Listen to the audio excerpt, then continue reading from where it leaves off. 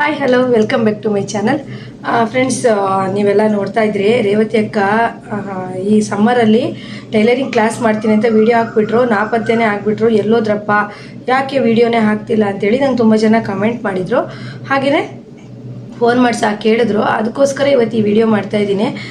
ವಿಡಿಯೋನ ಸ್ಕಿಪ್ ಮಾಡದೆ ಪೂರ್ತಿಯಾಗಿ ನೋಡಿ. ನಾವೇನೋ ಒಂದು ಒಳ್ಳೇದು ಮಾಡೋಕ್ಕೆ ಹೋಗ್ತಿದ್ದೀವಿ ಅಂದಾಗ ಎಷ್ಟೊಂದು ವಿಘ್ನಗಳು ಬರುತ್ತೆ, ಎಷ್ಟೊಂದು ತೊಂದರೆಗಳು ಬರುತ್ತೆ ಅಂತೇಳಿ ಫಸ್ಟ್ ಎಲ್ರಿಗೂ ನಾನು ಸಾರಿ ಕೇಳ್ತೀನಿ. ಯಾಕಂದರೆ ಟೈಲರಿಂಗ್ ಕ್ಲಾಸ್ ಮಾಡ್ತೀನಿ ಅಂತ ಹೇಳಿಬಿಟ್ಟು ಎಲ್ಲರಿಗೂ ಒಂದು ತುಂಬ ಜನ ತುಂಬ ಹೆಲ್ಪ್ ಆಗುತ್ತಕ್ಕ ನೀವು ಕ್ಲಾಸ್ ಮಾಡೋದ್ರಿಂದ, ದಿನ ವಿಡಿಯೋ ರೀತಿಯೇ ಹಾಕ್ತೀನಿ ಅಂತ ಹೇಳಿದ್ದೆ. ತುಂಬ ಜನ ಅದಕ್ಕೆ ಆ ವಿಡಿಯೋಕ್ಕೆ ಲೈಕು ಮತ್ತು ವ್ಯೂಸ್ಗಿಂತನೂ ಕಮೆಂಟ್ ತುಂಬ ಇದೆ. ನಂಗೆ ಅದು ನೋಡಿ ತುಂಬ ಖುಷಿ ಆಯ್ತು. ಆ ವಿಡಿಯೋ ಬೇಕಾದ್ರೆ ನೀವು ನೋಡಿ, RG ಟೈಲರಿಂಗ್ ಕ್ಲಾಸಲ್ಲಿ ವಿಡಿಯೋ ಇದೆ.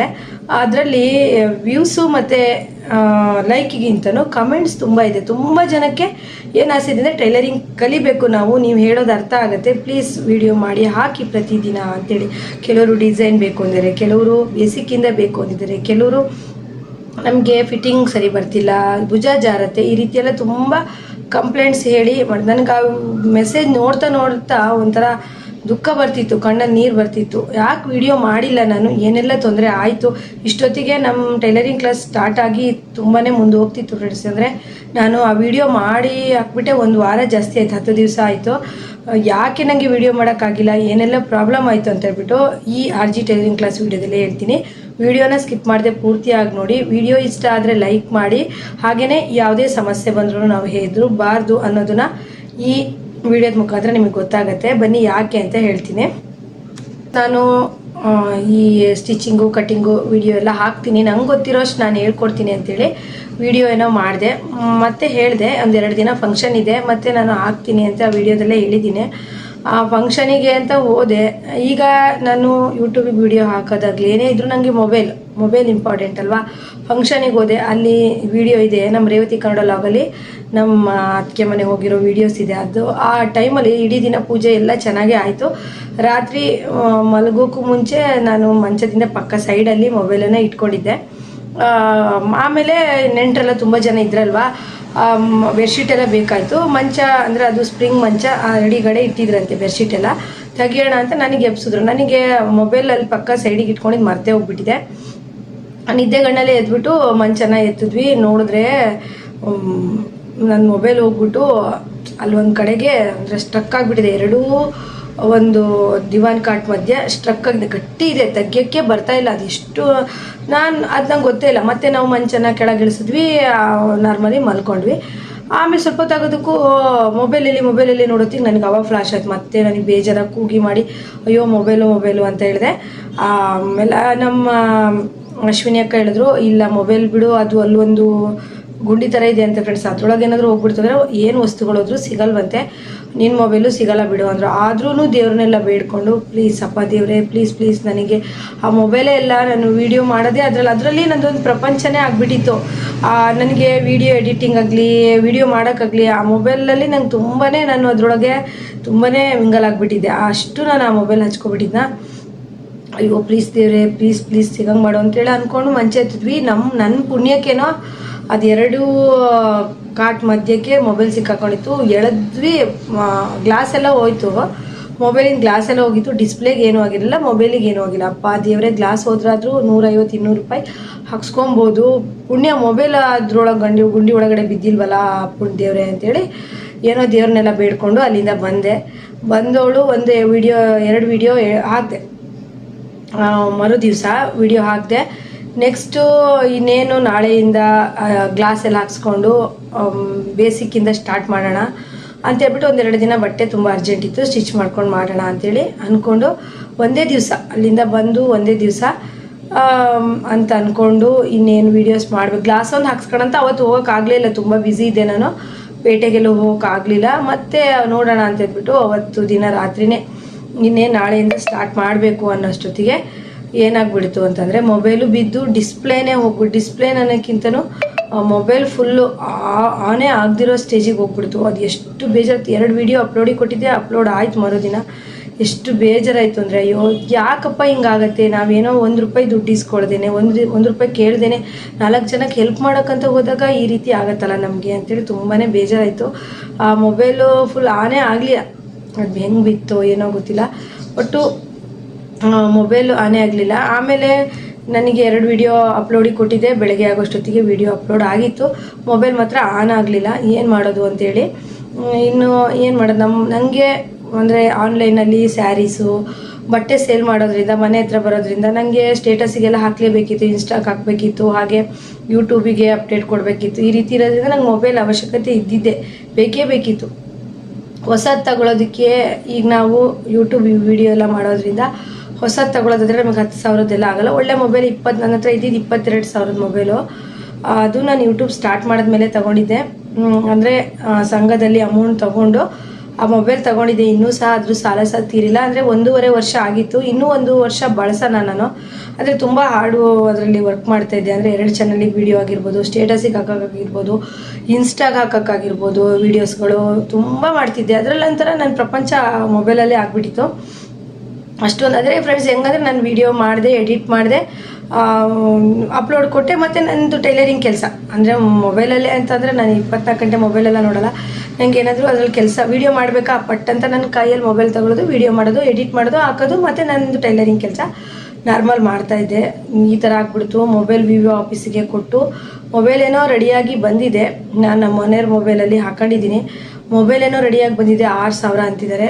ಇವಾಗ 6,000 ಕೊಡೋ ಸ್ಟೇಜಲ್ಲೂ ಸಮೇತ ನಾ ಇಲ್ಲ.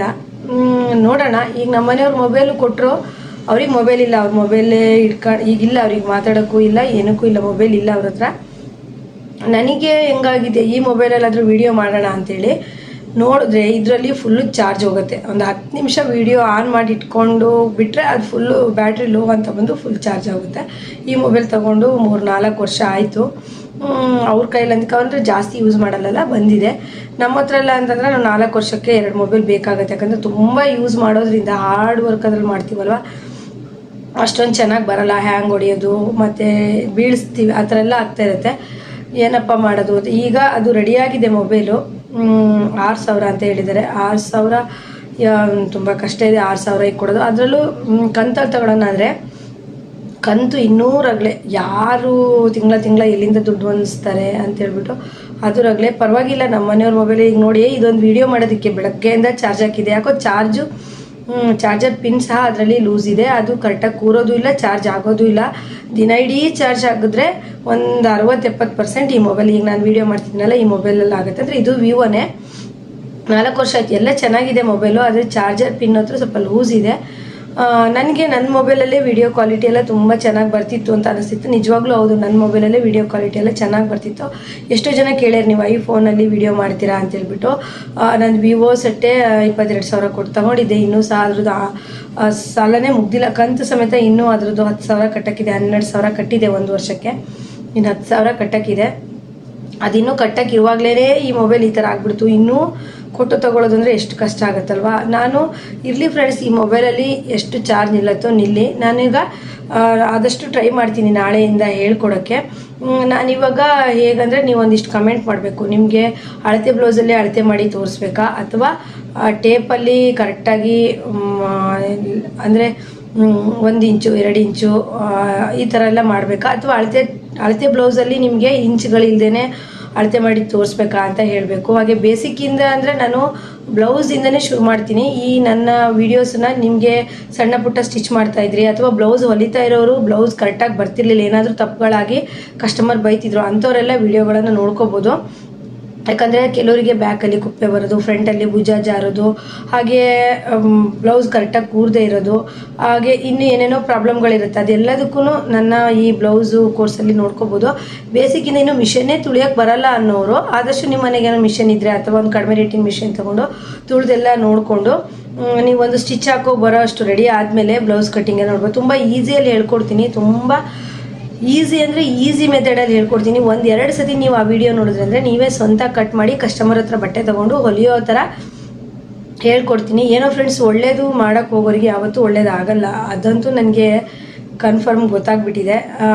ಈಗ ಹೆಂಗಂದರೆ ನೋಡಿ, ಈಗೊಂದು ಬ್ಲೌಸ್ ಕೋರ್ಸ್ ಅಂತ ಇಡ್ತಾರೆ, normal blouse, lining blouse, design blouse, ಬೋಟ್ನೆ ಬ್ಲೌಸು, ಆಯಿತು ಇಷ್ಟಕ್ಕೆ 2,000 ಫೀಸ್ ಮಾಡ್ತಾರೆ. ಫೀಸು ಅಂದರೆ ಆನ್ಲೈನ್ ಕ್ಲಾಸು ಕರೀರಿ 2,000 ಫೀಸು, 1,999 ರೂಪಾಯಿ ಫೀಸು ಅಂತಾರೆ, 1 ರೂಪಾಯಿ ಬಿಟ್ಟು. ಅಲ್ಲಿಗೆ 2,000 ರೂಪಾಯಿ ಆಗುತ್ತೆ. ನಾನು 1 ರೂಪಾಯೂ ಬೇಡ, ನಾವೇನೋ ಒಂದು ಒಳ್ಳೇದು ಮಾಡೋಣ, 4 ಜನ ಹೆಣ್ಮಕ್ಳಿಗೆ ಒಳ್ಳೇದಾಗಲಿ ನಮ್ಮಿಂದ ಅಂತ ಹೇಳ್ಕೊಂಡು ಮಾಡಿದ್ರೆ ಈ ರೀತಿ ಆಯಿತು. ಮೊಬೈಲು ಈ ಥರ ಆಯಿತು. ಈಗ ಅದೇ ಮೊಬೈಲ್ ರೆಡಿಯಾಗಿದೆ. ನನಗೆ ಆಗಲ್ಲ ಬಿಡಿಸ್ಕೊಳೋದಕ್ಕೆ, ನಿಜವಾಗೂ ನಂಗೆ 6,000 ಕೊಟ್ಟು ಬಿಡಿಸ್ಕೊಳೋದಕ್ಕೆ ಆಗಲ್ಲ ಅಂತ ನಮ್ಮ ಮನೆಯವ್ರ ಹತ್ರ ಹೇಳಿದ್ದೀನಿ. ನೋಡೋಣ, ಅವ್ರ ಮೊಬೈಲೇ ನನ್ನ ಹತ್ರ ಇದೆ. ಅವ್ರಿಗಂದರೆ ಮೊಬೈಲ್ ಇಲ್ವಲ್ಲ, ಅವರಿಗೂ ಬೇಜಾರಾಗ್ತಾಯಿದೆ, ಮೊಬೈಲ್ ಬೇಕು ಅನಿಸ್ತಿದೆ. ಅದಕ್ಕೆ ಆ ಮೊಬೈಲ್ ತಗೋ ಅಂತ ಒತ್ತಾಯ ಮಾಡ್ತಾಯಿದ್ದಾರೆ.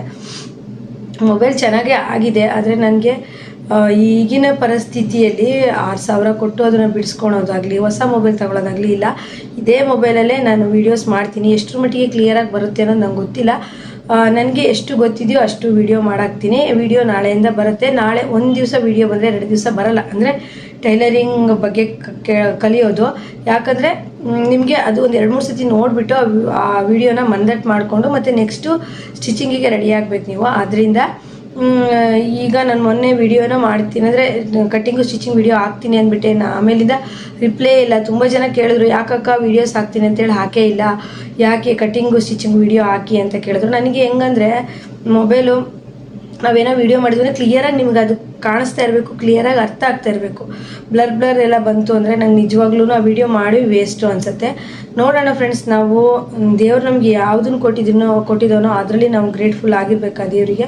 ಅಟ್ಲೀಸ್ಟ್ ನನಗೆ ಈ ಮೊಬೈಲ್ ಆದರೂ ಇದೆ ಅಲ್ವಾ, ಇದರಲ್ಲಿ ನಾನು ಬೆಳಗ್ಗೆಯಿಂದ ಸಂಜೆವರೆಗಾದರೂ ಅಡ್ಡಿಲ್ಲ ಚಾರ್ಜ್ ಹಾಕ್ಬಿಟ್ಟು 100% ಮಾಡಿಕೊಂಡು ಒಂದು ಜಾಸ್ತಿ ಲೆಂತ್ ವಿಡಿಯೋ ಮಾಡೋದಿಲ್ಲ, ಒಂದು 10-15 ನಿಮಿಷ. ಯಾಕಂದರೆ ಇದರಲ್ಲಿ ಆನ್ ಮಾಡಿಟ್ರೆ ಬೇಗನೆ ಬ್ಯಾಟ್ರಿ ಡೌನ್ ಆಗಿ ಮತ್ತು ಸ್ವಿಚ್ ಆಫ್ ಆಗಿಬಿಡುತ್ತೆ. ಅದರಿಂದ ನೋಡೋಣ, ಒಂದು 10-15 ನಿಮಿಷ ಸ್ವಲ್ಪ ದಿವಸದ ಮಟ್ಟಿಗೆ ಆ ಥರ ವೀಡಿಯೋಸ್ ಮಾಡ್ತೀನಿ. ನಂತರ ನನ್ನ ಮೊಬೈಲ್ ತಗೊಂಡು ಅಥವಾ ಹೊಸ ಮೊಬೈಲ್ ತಗೊಳ್ಳೋಕ್ಕೆ ಸಾಧ್ಯ ಇದೆಯೋ ನೋಡಿಬಿಟ್ಟು ಲೆಂತಿ ವೀಡಿಯೋಸ್ ಮಾಡ್ತೀನಿ. ಫ್ರೆಂಡ್ಸ್, ಈ ಯಾವುದಕ್ಕೆ ಆದ್ರೂ ನೀವೆಲ್ಲ ಸಪೋರ್ಟ್ ಮಾಡ್ತೀರಾ ಅಂತ ಅಂದ್ಕೊಂಡಿದ್ದೀನಿ. ಮತ್ತು ಅಕಸ್ಮಾತು ನಾನು ಟೈಲರಿಂಗ್ ಕ್ಲಾಸ್ ಮಾಡ್ತಾ ಜೂನ್ ಜುಲೈ ಬಂತು ಅಂದರೆ ಪರವಾಗಿಲ್ಲ. ಜೂನ್ ಜುಲೈ ಅಂದರೆ ಮಳೆಗಾಲ, ಆ ಟೈಮಲ್ಲೂ ಸಹಿತ ನಾನು ಕ್ಲಾಸನ್ನು ಮುಂದುವರಿಸ್ತೀನಿ. ಒಟ್ಟು ನಿಮಗೆ ಟೋಟಲ್ ಎಲ್ಲಿವರೆಗೂ ಮೇಡಮ್ ಸಾಕು ನಮಗೆ ಟೈಲರಿಂಗ್ ವಿಡಿಯೋ ಅನ್ನೋ ತನಕ ನಾನು ಹಾಕ್ತಾ ಹೋಗ್ತೀನಿ. ನನಗೆ ಇಷ್ಟೇ ಆಸೆ ಇದ್ದಿದ್ದು ಫ್ರೆಂಡ್ಸ್, ಏನಂದರೆ ಸಾದಾ blouse, lining blouse, prince cut blouse, ಏನಾದರೂ ತಪ್ಪಾದರೆ sorry, prince cut blouse, boat neck blouse, ಹಾಗೆ ಈ collar neck blouse. School start ಆಯ್ತಲ್ಲ, ಟೀಚರ್ಸ್ಗಳೆಲ್ಲ ಸ್ಟಿಚ್ ಮಾಡ್ತಾ ಇರ್ತಾರೆ. ಈ ಥರ ಒಂದು 5 ಪ್ಯಾಟ್ರನಲ್ಲಿ ಹೇಳ್ಕೊಡೋಣ, ಅಂದರೆ ಅದು ಕಟ್ಟಿಂಗು ಮತ್ತು ಸ್ಟಿಚಿಂಗು ಅಲ್ಲಿಗೆ ಸರಿ ಆಗುತ್ತೆ, 2 ತಿಂಗಳು ಆಗುತ್ತೆ ಅಂತ ತುಂಬ ಆಸೆ ಮಾಡ್ಕೊಂಡಿದ್ದೆ. ಡ್ರಾಯಿಂಗ್ ಶೀಟ್ ಎಲ್ಲ ತರಿಸಿಟ್ಕೊಂಡಿದ್ದೆ, ಮಾರ್ಕರ್ ಎಲ್ಲ ತರಿಸಿಟ್ಕೊಂಡಿದ್ದೆ. ನೋಡಿದ್ರೆ ಮೊಬೈಲ್ ಹೆಂಗೆ ಆಗ್ಬಿಡ್ತು. ಈಗೂ ನೋಡಿ ಫ್ರೆಂಡ್ಸ್, ಇದು ಬ್ಯಾಟ್ರಿ ಡೌನ್ ಅಂತ ಬರ್ತಿದೆ. ಹಾಗಾಗಿ ನನಗೆ ಏನು ಮಾಡೋಂಗೂ ಇಲ್ಲ. ಈಗ ನಮಗಿರೋ ಪರಿಸ್ಥಿತಿನ ನಾವು ಫೇಸ್ ಮಾಡಲೇಬೇಕಾಗಿದೆ. ಹಾಗಾಗಿ ನೆಕ್ಸ್ಟು ನಾನು ಯಾವ ರೀತಿ ವೀಡಿಯೋಸ್ಗಳು ಹೋಗ್ತವೆ ಅಂತ ಹೇಳ್ತಾ ಹೋಗ್ತೀನಿ. ಈ ವಿಡಿಯೋನ ಇಲ್ಲಿಗೆ ಮುಗಿಸ್ತೀನಿ. ವಿಡಿಯೋ ಇಷ್ಟ ಆದರೆ ಇದ್ರ ಬಗ್ಗೆ ನಿಮ್ಗೇನಾದರೂ ಕಮೆಂಟ್ ಮಾಡಬೇಕು ಅನ್ನೋಂಗಿದ್ರೆ ಕಮೆಂಟ್ ಮಾಡಿ. ನೆಕ್ಸ್ಟ್ ವಿಡಿಯೋದೊಂದಿಗೆ ಮತ್ತೆ ಬರ್ತೀನಿ. ಎಲ್ರಿಗೂ ಬಾಯ್.